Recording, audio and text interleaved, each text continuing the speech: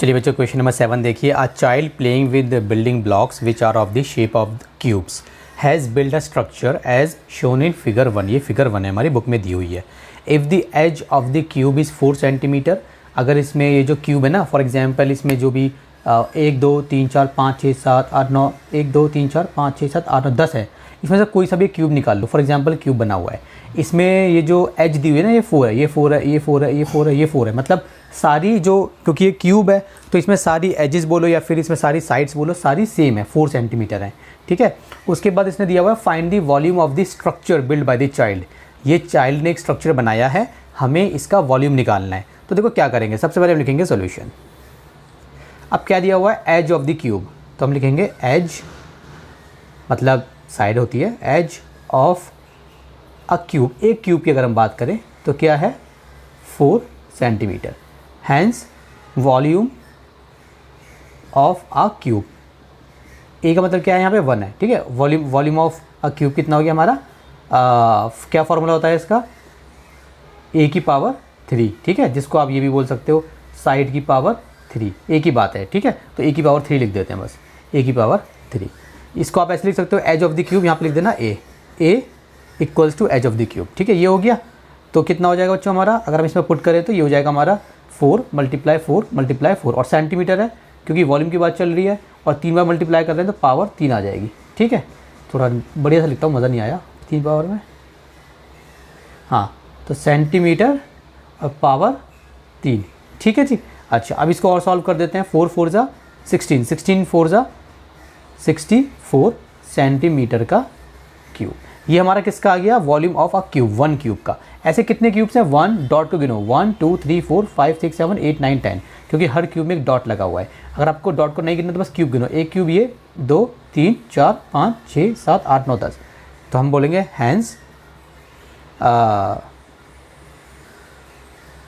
Volume of the structure, volume of the structure कितना होगा, वो होगा वॉल्यूम ऑफ 10 क्यूब्स।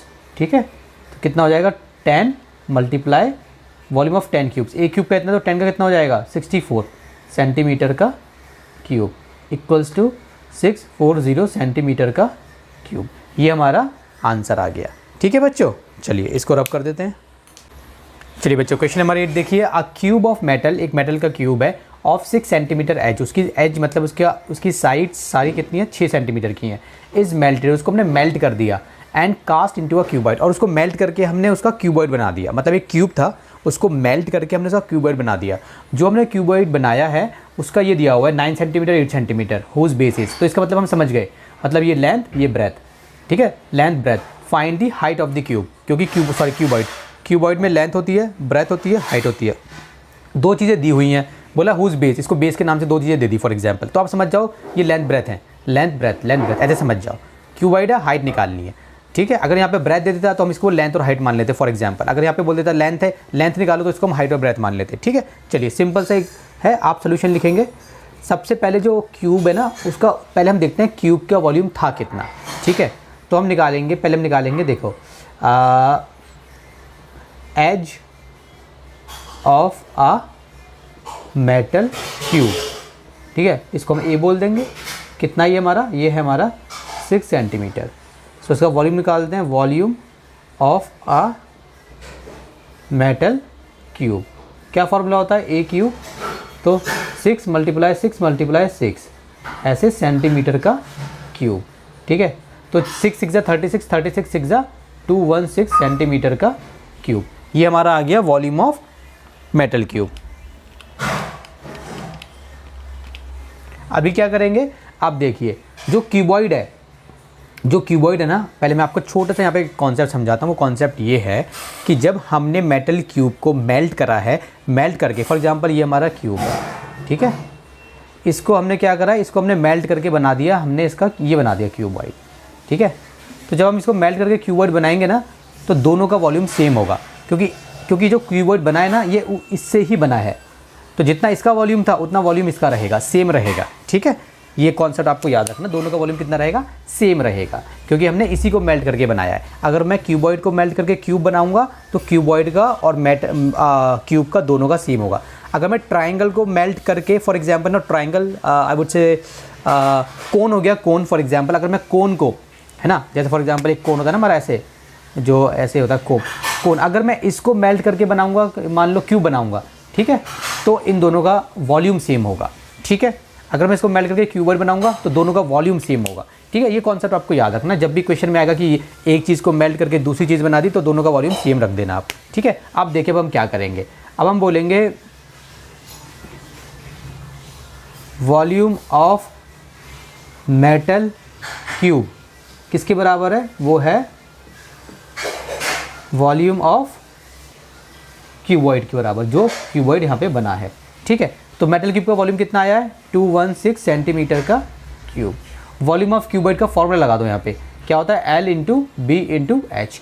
तो इसको ऐसे लिखो, ठीक है, सेंटीमीटर का क्यूब चल रहा है ये चाहो तो आप हटा दो, सेंटीमीटर क्यूब आज में लगा देना।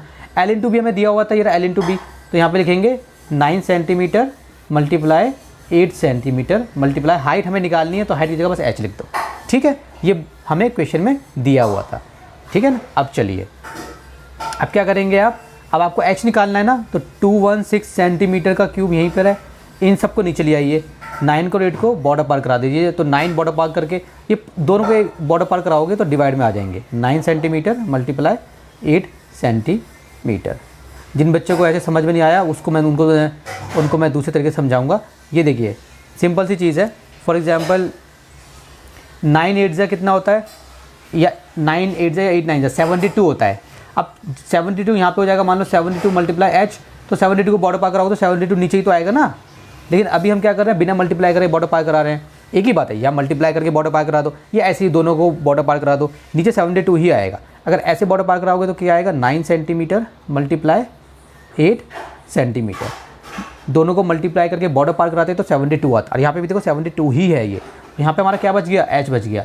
हमने बॉर्डर पार क्यों कराया, क्योंकि हमें h निकालना है। अब हम h निकाल लेंगे। अब देखिए क्या करेंगे, ये सेंटीमीटर ये कट गया और यहाँ पे बस सेंटीमीटर बचा। हालांकि ये आपको ऐसे दिखाना नहीं होता, मैथ्स में इतना ज़रूरी नहीं होता, आप चाहो तो सिंपल बस कैलकुलेशन करो, हाइट आपका आंसर, हाइट आपको निकालनी है, आंसर जो आएगा एंड में उसमें सेंटीमीटर चिपका देना बस, और कुछ नहीं है। चलो काट लेते हैं।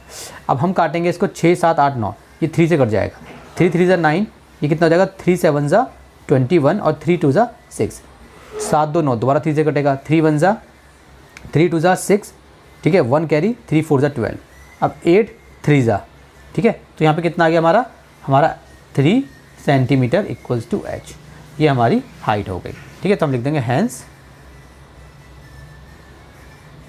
Height of the cuboid equals to 3 centimetre, ठीक है। चलिए ये वाला क्वेश्चन भी हमारा कंप्लीट हो गया 8।